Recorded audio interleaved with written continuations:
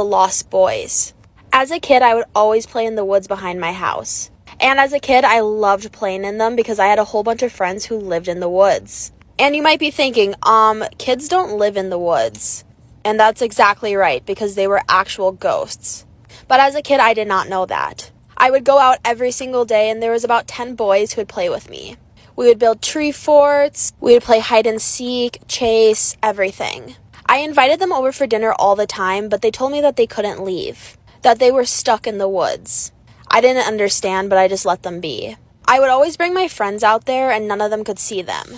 Everyone just told me I was crazy. But that was until I went missing for 2 days because one of the boys told me to come with him. So I did. He took me really, really far back into the woods, and I was super lost. And things started to go really bad. Stay tuned for part 2. I went to go visit my little cousins at their house. Their house was right on the edge of these woods. And the woods were really thick, and our parents always told us not to go there. And one time I asked my mom why, and she said because when people do bad things, they sometimes go and hide in the woods. I was staying at my cousin's house for a week on this one trip. And whenever I was bored, I would go look out the window and watch the woods. Usually it was pretty boring, and I would just be staring at trees. But one day it was like 5 p.m. and the sun was setting, so it was getting dark, and I saw something moving in the woods. I told my uncle, and he said it was probably just an animal. And I told him no, it was tall and looked like a skinny lady. And he said I have a creative imagination and it was probably just a deer. But then a few minutes later, I heard my aunt and uncle whispering in the kitchen. My aunt was talking about a woman from the psychiatric hospital in their town who had escaped. Their house was like 15 minutes away from a maximum security psychiatric hospital for criminals with mental illness. And then they saw me listening to them in the doorway and they stopped talking completely. A few days later, in the middle of the night, I heard a noise downstairs. This mystery? This is the story of a family that witnessed a horrible accident, but things are not as they seem. And all the clues to what really happened are hidden in what I'm about to say. So this family was taking the bus across the country to visit some relatives, but halfway through the trip, the 2 kids started complaining to their parents that they were hungry. The parents then requested the bus to pull over near a roadside diner and got off the bus one by one. But inside the diner, they saw something that terrified them. On the TV, they saw a news report of an accident nearby. A bus had been crushed by falling rocks and everyone on board had passed away. This was the same bus that they were just on. The wife then said, "I wish we had never gotten off that bus." The husband looked shocked. "How could you say that?" But then he thought about it for a second and said, "Oh, I see, you're right. We shouldn't have gotten off that bus." Why did they say this? Can you solve this mystery?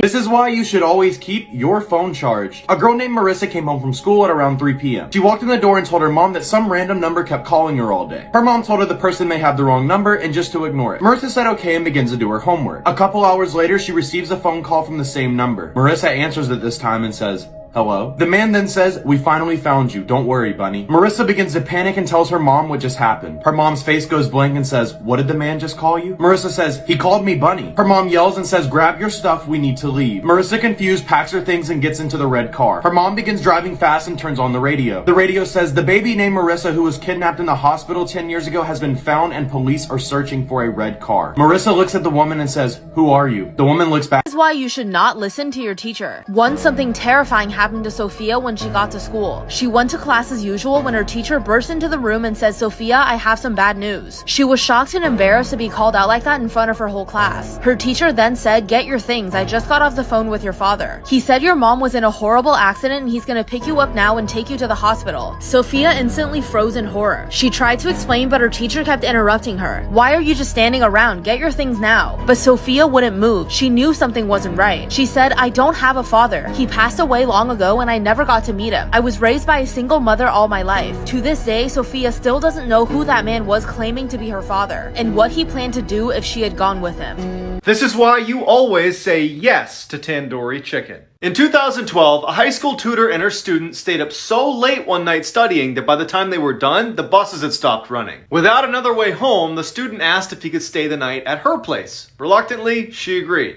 When they got back to the apartment, she fell asleep on her bed and he fell asleep on a blanket next to her bed on the ground. A few hours later, she wakes up to the boy standing awkwardly in the middle of the room with a very strange look on his face. She asks him, "What's wrong?" He looks at her and says, "I'm really hungry. Let's go get some tandoori chicken."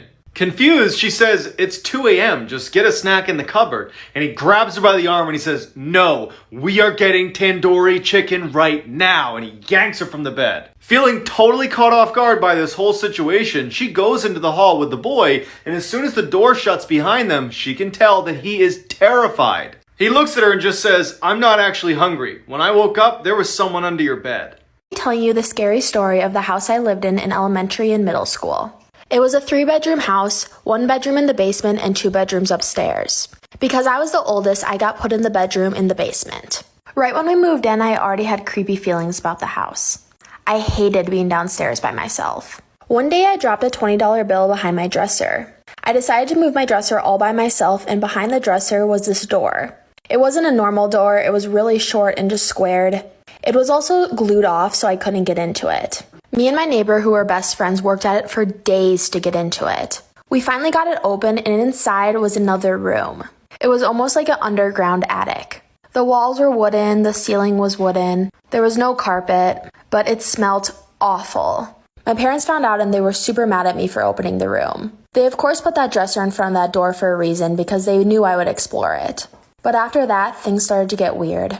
Stay tuned for part 2. Should never watch TV late at night. Once a mother and a father decided they needed a break, so they planned a night out together, and they left their 2 children with their babysitter at home. Everything was going good, the children were well behaved, and the babysitter was just sitting around while watching the kids, but eventually she decided that she wanted to watch some TV.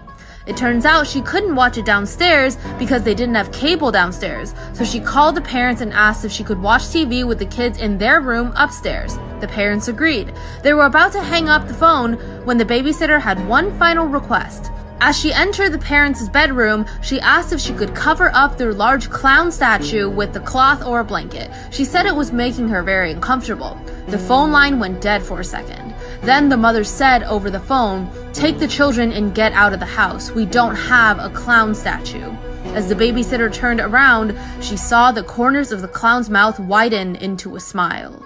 Telling you a scary childhood story. When I was 2 years old, my mom passed away. My dad wasn't in the picture, so I went to go live with my grandparents. My grandparents lived in a super old home that was built in the 1800s. I was a very imaginative child. So when I told my grandparents that I used to see people in the house, they just didn't believe me. There was one lady in particular that I would always see. She would sit at the end of my bed and watch me fall asleep.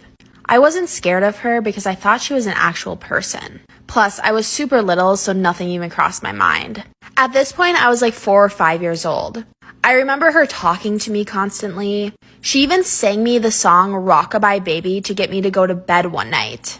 Every single day when I would get home, I could see her in my window. At that point, I thought she was just waiting for me. She just wanted to be my friend, right? But as I got older, things started to get really weird between me and her. She wasn't this nice lady anymore. Stay tuned for part 2.